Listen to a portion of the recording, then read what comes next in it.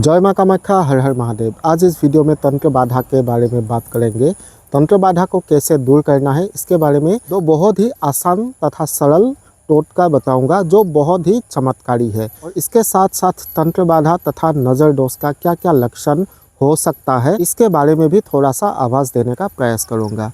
मान लीजिए किसी एक परिवार में किसी एक सदस्य के ऊपर तंत्र बाधा हुआ है या फिर नज़र दोष लगा है, तो सबसे पहले उनको खड़ा कर लीजिएगा सीधा एकदम ऐसे।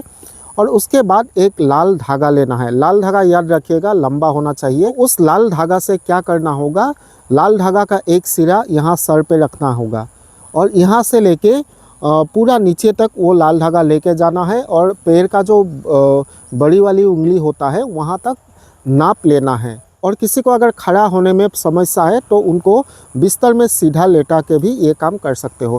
प्रोसेस सेम ही है, सिर से लेके पाँव तक, यानी कि जो पाँव का जो बड़ी उंगली है वहाँ तक नाप लेना है उस लाल धागा को। उसके बाद लाल धागा को वहीं पे काट लेना है नापने के बाद। और क्या करना है, लाल धागा को हाथ में ऐसे लेके बाएं हाथ में रख के दाहिना हाथ ऊपर रख के ऐसे मसलना है कुछ देर के लिए, मान लीजिए 30 सेकेंड या फिर 1 मिनट।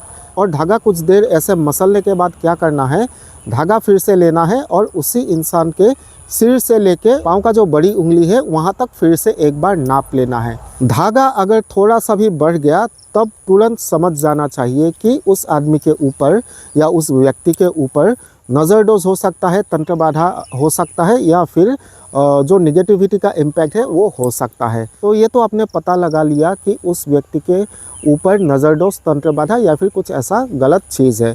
तो उसके बाद क्या करना है, उतारा करने के लिए आपको क्या करना होगा, उसी धागा से आप एक जो हम लोग दिया जलाते हैं बाती जैसा बना लीजिए, एक टुकड़ा से नहीं पूरा धागा से। उसके बाद आप सरसों का तेल लीजिए और सरसों का तेल में उस धागे से जो बाती आपने बनाया उसको रख के आप उसको जला दीजिए। और इस बात का हमेशा ध्यान रखिएगा, ये जो दिया आपको जलाना है अपने घर में नहीं या फिर घर का जो कंपाउंड है उसमें नहीं, आपको हमेशा ये दिया सामाजिक कोई मंदिर में जलाना चाहिए। और ख़ास करके अगर काली मंदिर है या फिर हनुमान जी का मंदिर है तब वहाँ जलाने से और भी फलदायी होता है। और ये दिया हमेशा सरसों का तेल से ही जलाना होगा, इसको ध्यान रखिएगा। और आपने दिया जला दिया, उसके बाद वहाँ से चले आइए और आपको वापस घूम के नहीं देखना है। तो ये एक सरल सा उपाय है। तो चलिए अभी थोड़ा बता देता हूँ नज़र दोष का या तंत्र बाधा का या फिर निगेटिविटी का क्या क्या लक्षण है। मैं 2-4 ऐसा लक्षण बता दूंगा जिनसे आप ये जान सकते हो कि किसी व्यक्ति के ऊपर तंत्र बाधा, निगेटिविटी या फिर नज़र दोष लगा हुआ है। तो वो लक्षण क्या है, मान लीजिए आपका जो घर का पूजा स्थान है उसमें आप दिया तो जलाते ही होंगे, उस दिए में से कभी अचानक से काला धुआं निकलता है तो आपको तुरंत समझ जाना चाहिए कि कुछ तो गड़बड़ है, यानी कि तंत्र बाधा, नज़र दोष या फिर कुछ निगेटिव एंटिटी या फिर निगेटिविटी का जो इम्पैक्ट है वो घर में है, किसी के ऊपर भी हो सकता है। तब आपको क्या उपाय करना होगा ये भी मैं बताऊंगा, लेकिन इससे पहले और 2-3 लक्षण मैं बता देता हूँ। पूजा के समय में मन नहीं लगना या फिर उबासी आना, मान लीजिए आप पूजा कर रहे हो बार बार उबासी आना, ये भी एक तंत्र बाधा का, नज़र दोष का या फिर निगेटिविटी का लक्षण है। इसके साथ साथ अगर आप मंत्रों का जप करते हो, उस जप साधना के समय में डर का एहसास होना, ये भी एक तंत्र बाधा, नज़र दोष या फिर निगेटिविटी इश्यूज़ का लक्षण है। यूँ तो तंत्र बाधा का या फिर नज़र दोष का या फिर निगेटिविटी इश्यूज़ का बहुत सारा लक्षण होता है, लेकिन मैंने आपको जो मूल लक्षण है वो बता दिया। तो चलिए अभी जानते हैं ऐसा होने पर, यानी कि आपको ऐसा मालूम पड़ गया है या फिर ऐसा लक्षण आप नोटिस कर रहे हो, तब आपको क्या करना चाहिए।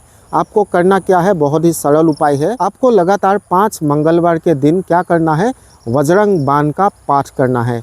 कहाँ करना है आपको, कोई भी हनुमान जी का मंदिर में या फिर अपने घर में। और किस समय करना है, संध्या समय, यानी कि गोधूली बेला में ये वज्रंग बाण का पाठ करना चाहिए। आज इस वीडियो में मैंने 2 बहुत ही सरल उपाय दिया, लेकिन चमत्कारी उपाय है बहुत। तंत्र बाधा अगर किसी के ऊपर है, नज़र दोष है या फिर निगेटिविटी का कुछ भी इश्यूज़ है तो ये उपाय आप प्रयोग कर सकते हो। लेकिन समस्या अगर इससे टल नहीं जाता है तो एक्सपर्ट से ज़रूर सलाह लीजिएगा। तो आज का ये वीडियो आप लोगों को ज़रूर अच्छा लगा होगा, तो वीडियो को शेयर कीजिए, लाइक कीजिए, कमेंट कीजिए और चैनल पे नए हो तो सब्सक्राइब जरूर कीजिएगा। जय माँ कामाख्या, हर हर महादेव।